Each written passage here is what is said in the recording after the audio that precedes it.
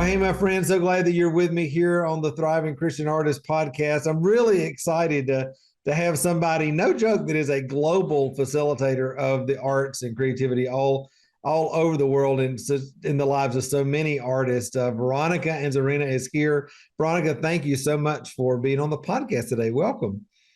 Thank you. I'm excited to be here, Matt. Absolutely. We've just been having a good time getting to know each other and visit before, the podcast even started today. But for those folks that are just getting to know you, kind of let us know who you are, where you're from, what you do creatively, and then we'll get into the good stuff that you guys are doing in business and in ministry. Okay, thank you. Well, again, I'm Veronica Anzorena, and I live in Las Vegas, Nevada. And quite creatively, I've spent 35 years as a graphic design and art director. And so marketing is really my forte. Yeah. But today I have my own business, and my business sells products that are handcrafted by survivors of hardship all around the world. Wow. It's amazing, I think, how God evolves our calling as artists and just as kingdom people. Did you ever think that this would be what you were doing when you were starting out years ago, and even just as an artist? I mean, absolutely not. I mean, because I dabble in a lot of different mediums, and I love printmaking, I love painting and watercolors, and and then of course graphic design was my career. I loved it. I love working in the creative arts and making a living at it. That's a blessing, but I didn't realize what God was, where he was taking me. Let me say it that way, where he was going to take absolutely. me. Well, and a lot of us, I think, have those, the professional side of our creativity and the fun side of our creativity. And that seems like, I mean, you've definitely been able to make a living from that and find enjoyment from that. Have you felt the pull, I guess, the tension of that over your life of wanting to do more of the fun stuff and not as much of the professional stuff, or kind of back and forth? Absolutely. Yeah. I'll tell you, I joined Created to Thrive a little more than a year ago. And, the process was a super challenge. I don't know how many times I've wanted to put in the question and answer day was, what is it like? Because I know you probably can relate to this, to transition from the marketing world into the fine arts world, and to go from, having assignments with deadlines and people giving you their vision, and then you're filling that need, to being a person that can create whatever they want. That was a really, really challenging, transition. I'll be honest, I'm still in that transition. But the program has helped me to recognize that I'd forgotten how to have fun. So I think you nailed it. It's about learning to have fun with that creativity. It's funny having come out of the marketing world and, done all the same kind of things, a lot of the same things that you're doing, professionally. It's even the way I approach my fine art world of things. I immediately, once I figured out you could do commissions, and I'm like, oh, this is great. I can take orders. I can find out what they want. I can get it on my timeline. I'm like, this is just like doing graphic design work. I said, this is just the same thing, except I'm weaving instead of doing it on the computer. So I totally get that. So, So now you have a real, for a long time, have had a passion for missions and creativity. How did those two things begin to sort of merge in your life, or converge rather? So. Well, I'm going to do my best to make the story not too detailed. But one day I went to church, and I was in college, and I arrived, and you're an hour late because it was the day the time changed. So I slipped into church, and as quiet as I could, I sat down in the back row. And the person speaking was a missionary, and he was a pastor to pastors. And he said, I love teaching on this day because half of you just got here and you're not bored with me yet. So he went on to talk about the mission work they were doing in all over Asia. It was a ministry that reached out to pastors in many different areas, many different nations. And he continued teaching. While I'm listening to him, I heard a voice over my shoulder, and it said, I want you in missions. And it was the first time I can say that I heard something, God's voice, but I didn't know it was God at the time because I turned and looked over my shoulder, like, who is that? Because I'm used to sitting in the first 2 or 3 rows, right? In the middle of church, somebody's talking to me, right? And this day I'm in the very back row, which is not normal for me. And I look over my shoulder, and you know what was behind me? It was a concrete wall. Wow. And so I was just like, whoa, that had to be God, that had to be, and then I started wrapping my head around what was he telling me? He wanted me in missions. So, long story short, within a few months, I mean, that was the spring. By that summer, I was on my way to a missions trip with Youth with a Mission. And it was a very short, time frame to step into hearing God, knowing his will, singing his miraculous provision for the trip. And we ended up going to China, and we were a team of artists. Wow. And the thing that just really surprised me was when he first called me, I kept saying, God, how can you use me? I'm an artist. And I kept wondering, because, in the mission field, I can say, okay, there's pastors, there's evangelists, there's doctors, nurses, teachers. Okay, I don't fit in there. Yeah. I'm an artist. Can't use artist, right? Surely not, right? Right? And so my big question was, how are you going to use me, Lord? And when I met up with a recruiter, that was another funny story, but she's like, oh, I'm here looking for artists. And she seemed really discouraged, like she was having a hard time finding, art students that would want to go to China. Yeah.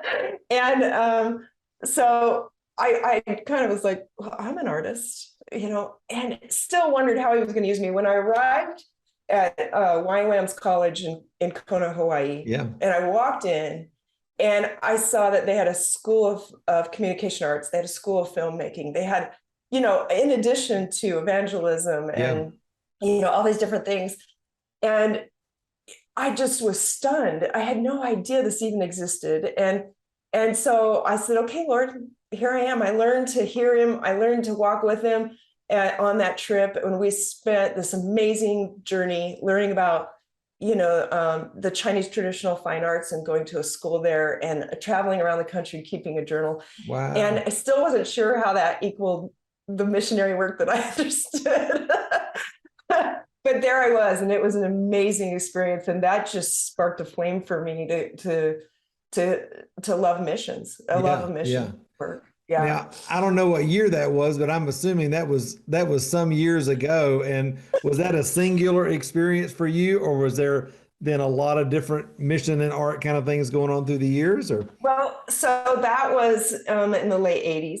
I'm dating myself. Okay, don't do the math. Nobody do the math. So, and then after that, I really prayed, pressed into God, fasted, asked. And I said, God, what's next? Do I go back to college? Do I go into the mission work? What do you want? And he gave me a list of countries and, about 8 or 9 nations around the world.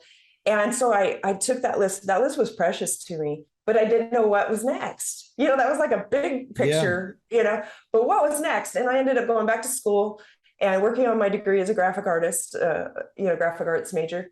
And I went to a really good school. So I didn't want to drop that, and shortly after that fell really sick. That's a whole nother story. Ended up with my parents in Las Vegas, Nevada, from California to Vegas, and met my husband. And he had a heart for missions too. And so, the next 25 years of marriage, etc., we didn't do much mission work. It was kind of strange. I went one trip to Thailand, and we went across the border. Don't tell anybody. To Myanmar, and worked with the people who were really being marginalized by war in Myanmar. And again, another experience that just, it opened my mind to the idea of helping people, not just with donating and contributing or going once in a while and supporting, but actually they were helping build the people's capacity to be self-sustaining. Yeah. They, help them out until they can help themselves. Yeah. And so that was a big shift for me in understanding, how missions could be really effective, not so people are continuously reliant on the help. Yeah, I still relate to that. I remember the first time we went to Africa back in, oh gosh, maybe 99, 2000, and went back several subsequent times, and we're involved in working with the church over there, not only doing conferences and that sort of thing, but also helping to support ministries that they were doing to help women who had, been forced into prostitution or other, crazy stuff going on in their life. They would bring them in and teach them job skills, to be able to get them back on their feet, and lots of other different things that they were doing. But it really just, I think, spoke to the entrepreneurial side of me as well as the ministry side of me that says, hey, it's one thing to preach to somebody, encourage them, pray for them, that sort of thing. But it's a whole nother thing to, in the context of what God's called you to, enable people and empower people to make a living and to be self-sustaining and that sort of thing. And so it's amazing, I think, how God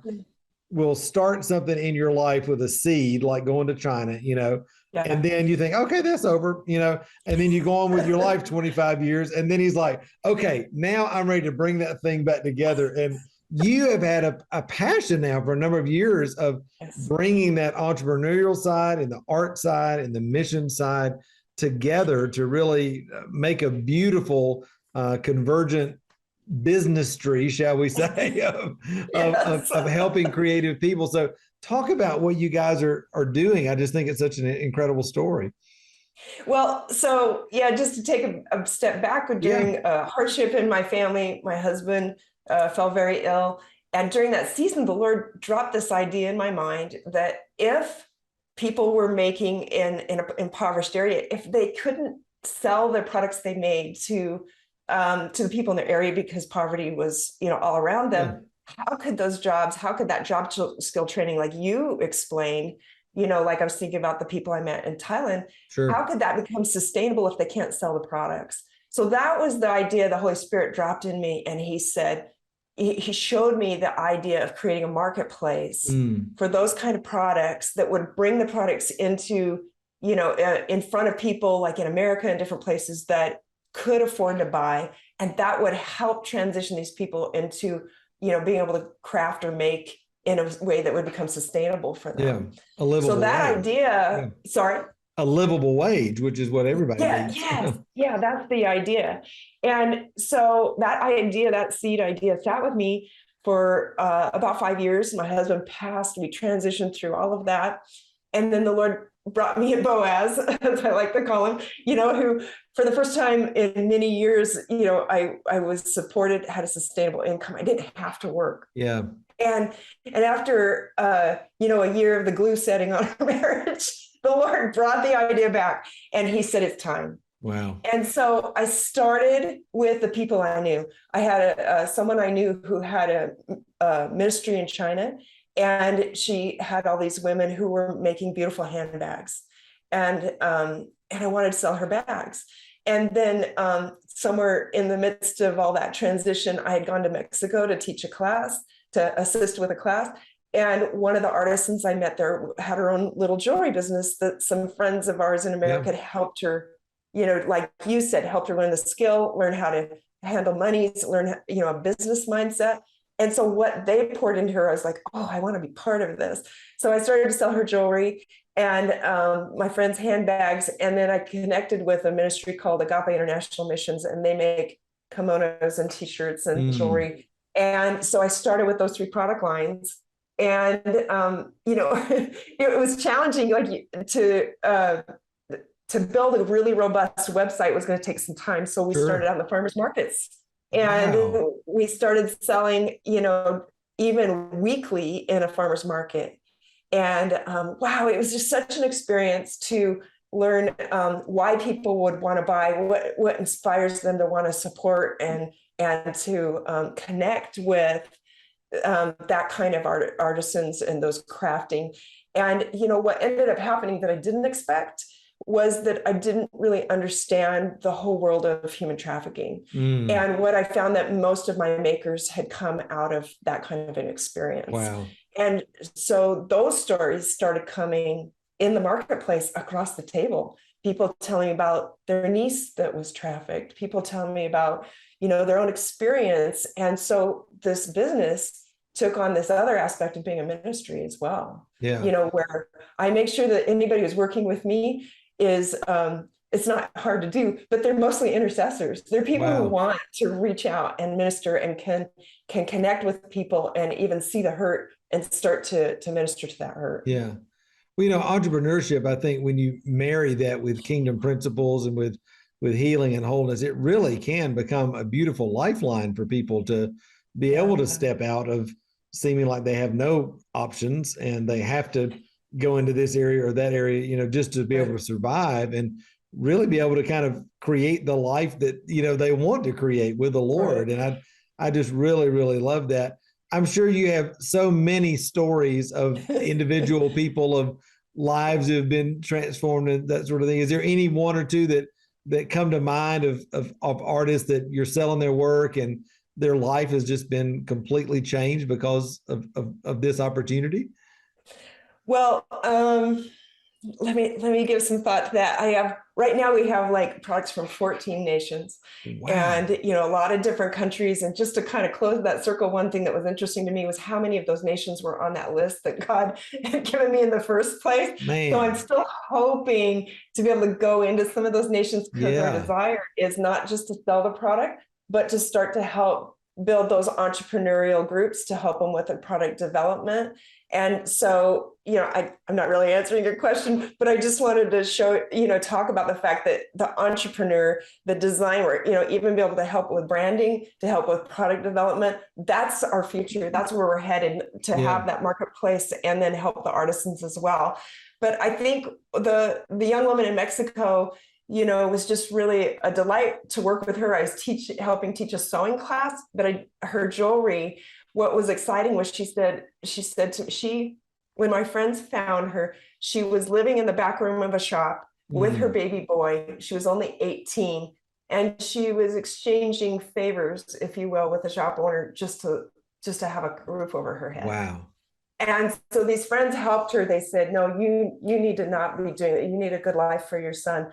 So they were retired entrepreneurs. They trained her up. And so when I met her and I said, can I help you sell your jewelry? She said, oh, this is just what I needed. I needed to get my product online, and I didn't know how. And so that, again, sparks that convergence of, you have a need and I have a way, and let's make it happen. I love it. I love it. Yeah. Well, and I just think of that verse, one waters and one brings the harvest, one plants the seed. It's like each part of that story, and you're just being faithful in the thing that God has brought you to. So, isn't it amazing if you think back, late 80s, that mission trip, you sitting in church, God saying, I want you in missions and that sort of thing. Isn't it amazing if you had just kind of looked back at that cement wall and said, what was that? That was just me. That was just my voice. That wasn't really God. And you just kind of shook it off and you kind of kept doing what you were doing. Imagine what you would have left on the table, not only in your own life, but also in the lives of countless thousands of people probably that are being impacted by what you're doing. And I'm just thinking, what would you say to people who are maybe experiencing that kind of moment right now in their life where they feel like God's got something significant for their creativity, for their art, for whatever it is he's called them to, but maybe they're doubting it. Maybe they're kind of second guessing and is this God? And I don't know. And it's so big and all that. What would you say to encourage them today? Oh, wow. So many things. One, really press in and learn to hear God's voice. That's really your foundations of knowing his direction, his will. And I think the other thing that happened for me during the YWAM trip was learning that his way is better than mine. And because he's our loving Father, he even told me when I was learning to hear him, I said, why can't we do it my way? And he said, with another situation. I got this. Right. I have A and B. Why not? And he's like, no, it's C. And I said, why? And what he said transformed me. He said, because I have a better plan. I have a better way. And it never occurred to me because I'd grown up in a really, really staunch, maybe legalistic, even church upbringing. It never occurred to me that God's ways were to bless me. That he was a loving Father that had a good plan. And so when you start to hear him and those things, you start to you allow that in to know that his plan is good. Yeah. It might be adventurous. He might take you in places you never expected, but it's a good plan. And it's worth letting go of the reins, yeah, and letting him lead. Yeah. Because, I'm saying, God, what can you do with me as an artist? What his plan for me, I had no idea that he would do that. It says he will do abundantly more than we can ever hope or ask. Wow. I mean, I'm living that now. Yeah. Well, and I think too, as you and I are in the stage of life that we're in, it's so easy to think at 18, 25, 35, whatever, we think in months and years, right? That's and right. I think God thinks in seasons and generations and lifetimes and all of this. And I don't know about you now, but I mean, I have I try to cultivate a much more long-term view in my life, as opposed to, God, I need this right now. Can you please show up and do this because I'm trying to get on with it? It's like, you just kind of realize, okay, it's all working together. I may not understand it all right now, but I trust that this is his story and I'm a part of it, even if I don't get all the pieces and parts. Isn't that faith though? It says that, without faith, we can't please God. So if we step into that faith, that trusting that he's got a plan and trusting that he knows better than we do. Yeah. even if I'm talking to a young person, I'm encouraging, trust him to show you who your spouse is, because he has a better understanding of who we are than anybody. Yeah. And walking through that and letting God lead those things in my life, it's those steps of faith. And not only, it's not just to please him, because it does, but you're going to end up with more in your life than you could have ever, thought, that you could have done on your own. You know what I mean? Yeah. Yeah. It gets gooder and gooder, doesn't it? Yeah, that's so good. Yes, it is. Well, hey, listen, I know that people are going to want to see the work that you guys are doing. And guys, I want to encourage you, click the links that are here in the show notes and, buy these products and support what you guys are doing. But Veronica, where's the best place people can find you online, website, social, what's the best place to reach out? Okay. So my website is HopeCo.global. Okay. So HopeCo, like company. Yeah. So HopeCo.global, and you can find our products there, and you can see a lot of what we make. You can read the artisan stories there. And also you can find out what events we're in. We usually do about 2 events a month. And in the winter seasons around the holidays, we'll ramp up to that and probably do even more. But so you can find us there, HopeCo.global. You can find us on Instagram and on Facebook also at HopeCo.global. Awesome. Well, guys, definitely go there. Again, you can get the link right here in the show notes, or if you're watching YouTube, in the description. And Veronica, thank you for saying yes to everything that God has for you. And it's just so incredible to see how just that dream and that passion for Jesus and art and missions has all come together in this beautiful, impactful way. So thanks so much for being on the podcast.